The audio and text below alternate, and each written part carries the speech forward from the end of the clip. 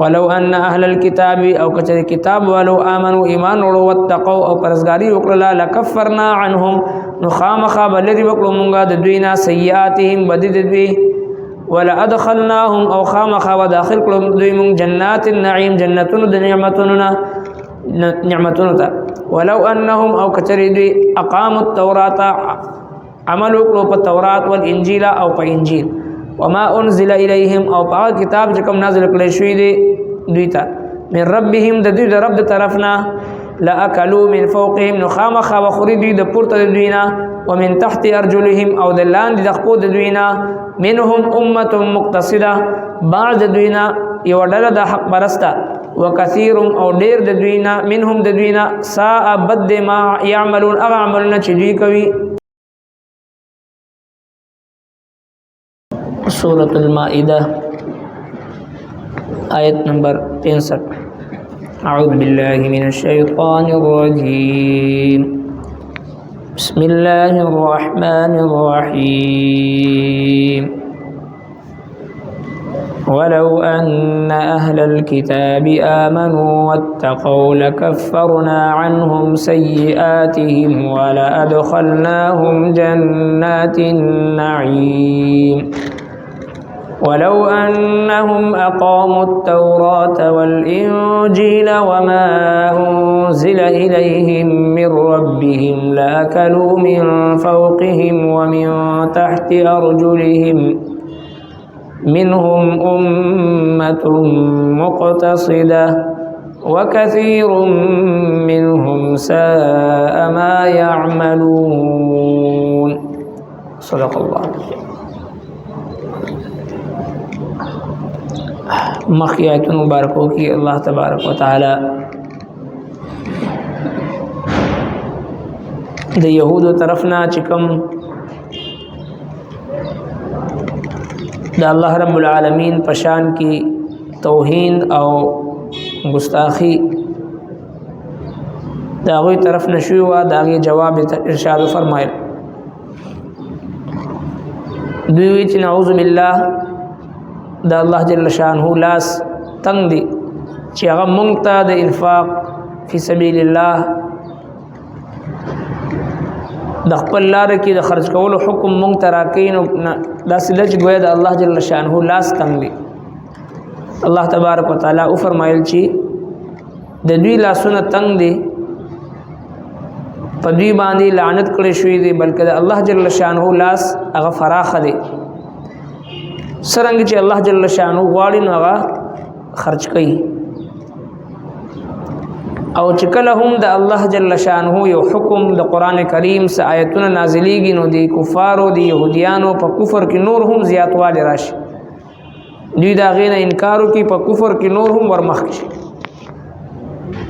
او دا چې مونږه د دوی په منځ کې عداوت او بغض او کینهګيري تر قیامت پورې اچولې د خپل منځ کې دوی با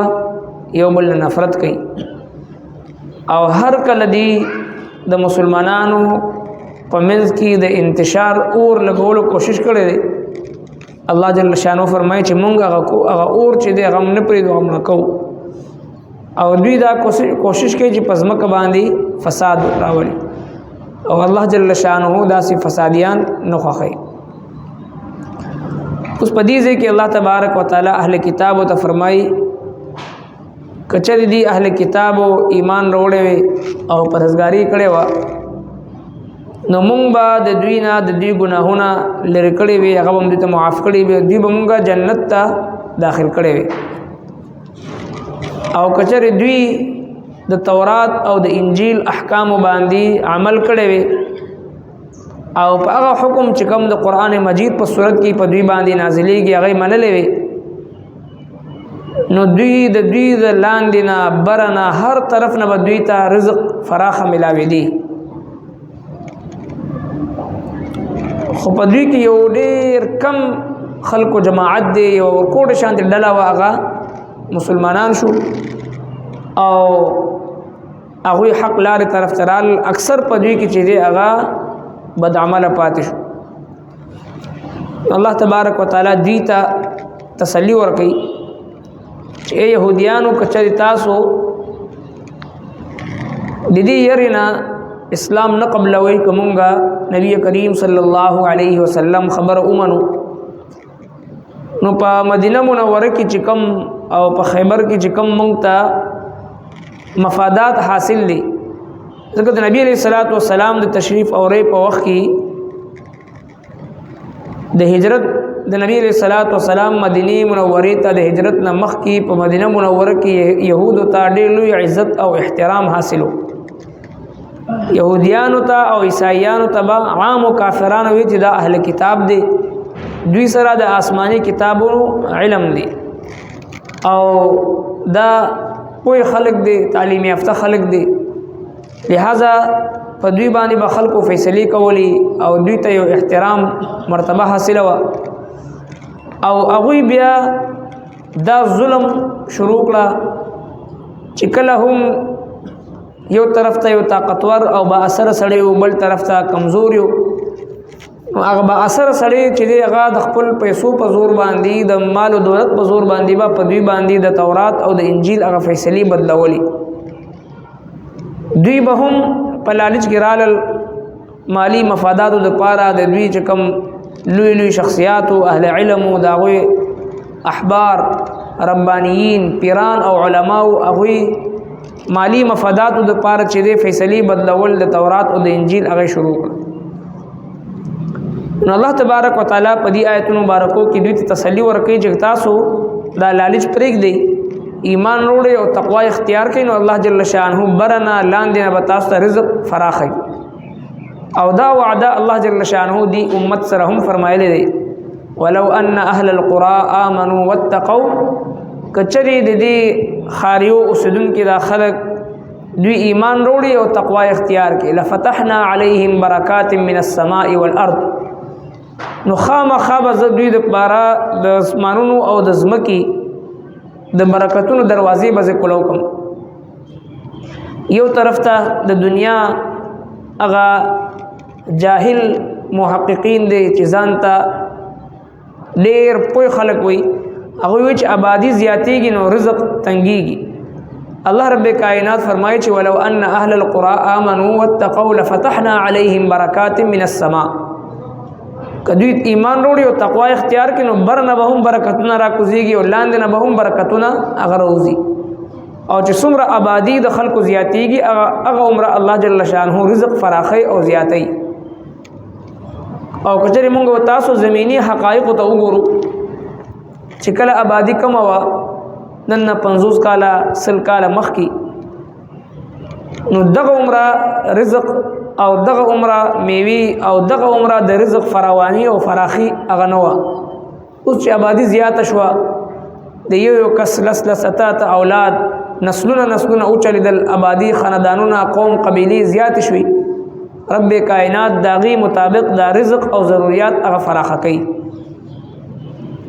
وما من دابة في الأرض إلا على الله رزقها ويعلم مستقرها ومستودعها كل في كتاب مبين هیڅ یو زیرو په دې زمکه باندې سنشته مگر دا چې د الله جل شانه ذات داغه د رزق ذمہداري په خپل ځان باندې اغشته دي وفي السماء رزقكم وما توعدون استاسو رزق دا پاسمانونو کې دي البته چې څومره آبادی د خلکو زیاتېږي دغه مطابق الله تبارک وتعالى دغه رزق فراخي او زیاتي دا د الله جل شانه وعده ده خو شرط دا دی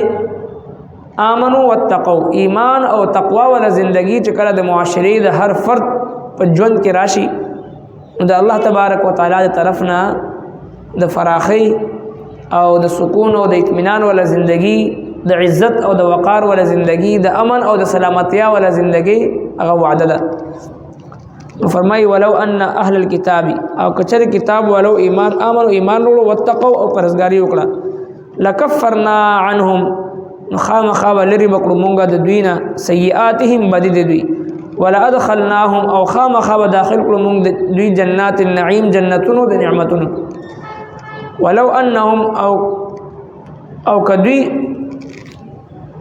کدی خلقو اقاموا التوراة عمل کړو په تورات والانجیل او په انجیل وما انزل الیهم او هغه کتاب چې نازل کړی شوی دی دوی ته من ربهم د دوی د رب د طرفنا یعنی قران مجید لاکلوا من فوقهم نخام خب خوري دوی د پورته د دوی نه برنه به هم دوی ته رزق راکوزیږي ومن تحت ارجلهم او د لاندې د خپو د دوی نه یعنی زمکه نه به هم رزق فراخ شي برنه به هم رزق هغه فراخ شي منهم امه مقتصده بعض د دوی نه یو ډله ده چې هغه حق پرسته ده امه یو ډله ده مقتصده حق پرسته وكثير منهم او ډیر د دوی نه ساء بد ما هغه عملونه يعملون چې دوی کوي اکثریت د دوی کې نافرمان دي او اکثرهم فاسقون مخکم تیر اکثر په دوی کې نافرمان ډیر کم یو جماعت د خلک د دوی نه راوتل هغوی مسلمانان شو لہذا څرنګه چې الله تبارک وتعالى هغوی ته ذکر کوي چې تاسو ایمان او تقوا اختیار کوي نو برنه به هم رزق راکوزیږي لاندې نه به هم رزق راکوزیږي تاسو به روزي به دغه وعده الله تبارک وتعالى دی امت سره فرمایي چې کله تاسو زما د ذکر نه زما د کتاب نه زما د عبادت نه د مانځه نه د قرآن نه مخ واړوي من اعرض عن ذکری فإن له معیشة ضنکا زه تاسو معیشت را تنګ او چې کله تاسو تقوا اختیار کوي من يعمل من الصالحات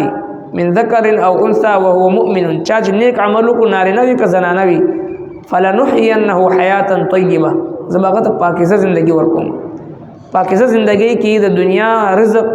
سکون او راحت او چین آرام دا ټول د دنیا عزتونه رفعتونه پاغي کې شامل دي نو الله تبارک وتعالى د مسلمان د دنیا او د آخرت عزت هغه ایمان او تقوا سره تړلې او د ایمان سره سره د تقوا د صفت پیدا کولو لپاره الله تبارک وتعالى د رمضان المبارک د میاش د روزي او د عبادتونو فرض کړی دی چې یو مسلمان یو میاش مشقت برداشت کی مهنت او جدوجہد کی خپل روحانیت دا عروج ته ورسي لوګه تند برداشت کی چې سره د لوګه او د تند خلکو احساس پیدا شي لوګه تند برداشت کی چې سره خپل هغه متعلقین چې د چا حق الله تبارک وتعالى دغه مسلمان مال سره تړلې دی دا غوي احساس ور سره پیدا شي فکر او سوچ ور سره پیدا شي چې دې سره د تقوا حاصلول هغه ته آسان شي ولو ان اهل الكتاب او کچره کتاب ولو امنوا ایمان ورو وتقوا او پرزګاری وکړه لکفرنا عنهم نخامخ بلری وکړو مونږه د دوی نه سیئاتهم بد د دوی ولا ادخلناهم او خامخ وداخل کړو دوی مونږ جنات النعیم جنتونو د نعمتونو ته ولو انهم او کچره دوی اقاموا التوراۃ عمل وکړو په تورات او انجیل او په انجیل وما انزل الیهم او په کتاب چې کوم نازل کړی شوی دی دوی ته من ربهم د دوی د رب د طرفنا لاکلوا من فوقهم نخامخ وخوري دوی د پورته د دوی نه ومن تحت ارجلهم او د لاندې د خپو د دوی نه منهم امه مقتصده بعض د دوی نه یو ډله د حق پرسته وكثير او ډیر د دوی نه منهم د دوی نه ساء بد ما يعملون اعمالنا چې دوی کوي ربنا تقبل منا إنك أنت السميع العليم وتب علينا إنك أنت التواب الرحيم صلى الله تعالى على خير خلقه محمد وعلى آله وأصحابه أجمعين برحمته.